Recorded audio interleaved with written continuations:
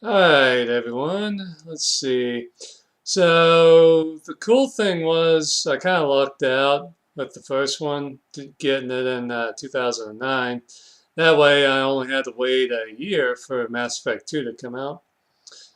If I had gotten Mass Effect 1 in October of 2007 and had to wait 2 years for the sequel to come out, I would have gone nuts. So I think by the time Mass Effect 2 had come out, I had already beaten Mass Effect 1 about 4 times, I think. I already had all the achievements and everything, so I was freaking ready to rock and roll on the second one. Problem was, the second one came out in January 2010, and as everyone knows, January comes after Christmas. So I was dead broke. So I couldn't get it when it came out. Yeah, imagine imagine how crazy that had to be. I don't even remember. I must have blocked it from my memory. But thankfully, Chili got it, and I think he was the first one to get it. So, well, first one among us to get it. So I think he came over, well, I went over to his house maybe for his birthday, or he came over to my house for my birthday or whatever, and let me borrow his copy of Mass Effect 2, and he beat it and loved it.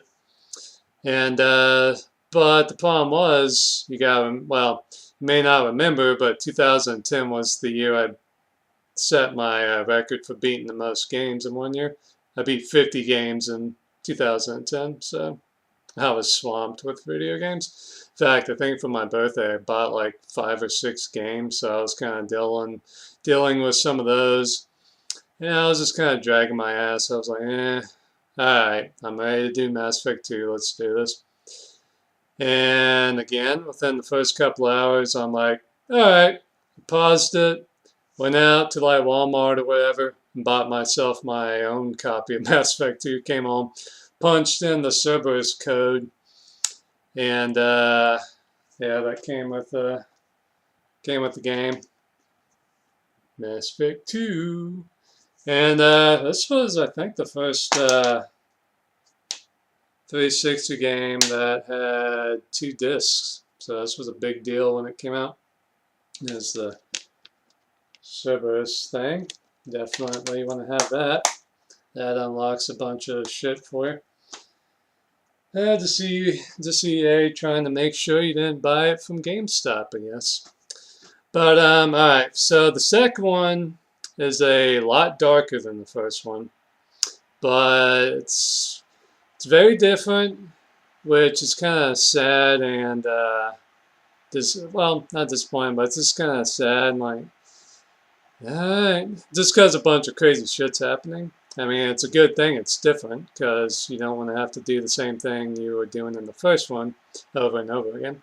So this one's very different. It's a lot bigger too. It's bigger cast. You don't get to go to as many planets, but the ones you do get to go to, are big ass cities. Like Ilium, Omega. I mean, it's just a bigger game. I mean, it took me 10 hours longer the first time to beat it than it took me to beat the first one. So it's a bigger game. I mean, even now, it's probably with all the DLC. There's a ton of DLC for the game. But with all the DLC, it probably takes me about 55 to 60 hours to beat the game. And remember, I've done every mission, had every conversation in the game, so I'm pretty well versed in it. I know exactly what to do, so that shaves a couple of hours off. In fact, I think, yeah, I have done everything in it. I mean, it's an amazing game. The DLC is great for it. It has probably my favorite DLC I've ever gotten in my entire life, Lair of the Shadow Broker, which is very important to me because my love interest is Liara, and the thing that was kind of bugging me when I first did the game was Liara wasn't really a big part of the game. She wasn't part of your squad or your crew or whatever. She was off doing her own thing. So I was like, man, what the fuck, man? But then in August, I believe, they came out with Lair of the Shadow Broker, which is basically you go on a badass mission with Liara. You get to get back together with her, and it's just great. absolutely great. And the other DLC is really great. I mean, it's just a big game, but it's fucking awesome. The changes they made were good. It's just everything's great. I still prefer the first one, but the second one's pretty damn good. The music on the second one, I'm not a big, huge fan of, but it's pretty good. There's some good songs in there.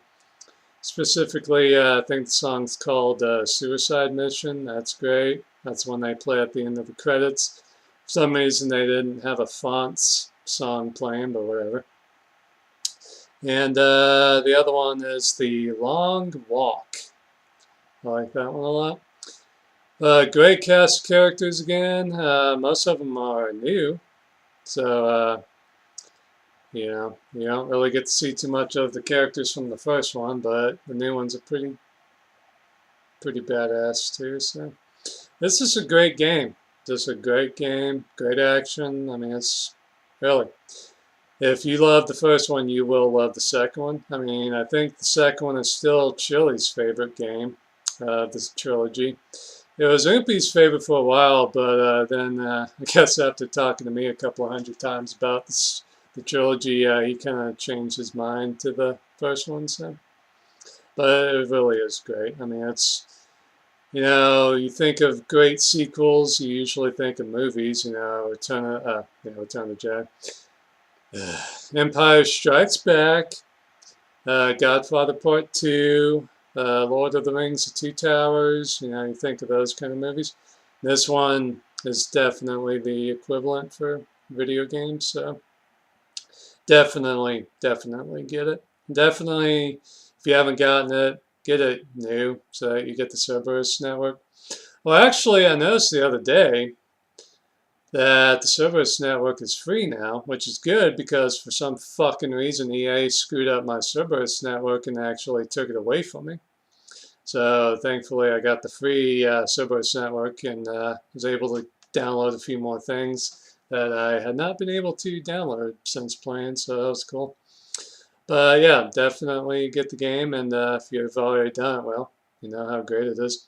Oh, and another thing too to remember if you haven't done the series, remember everything you do in the first two affects the third one.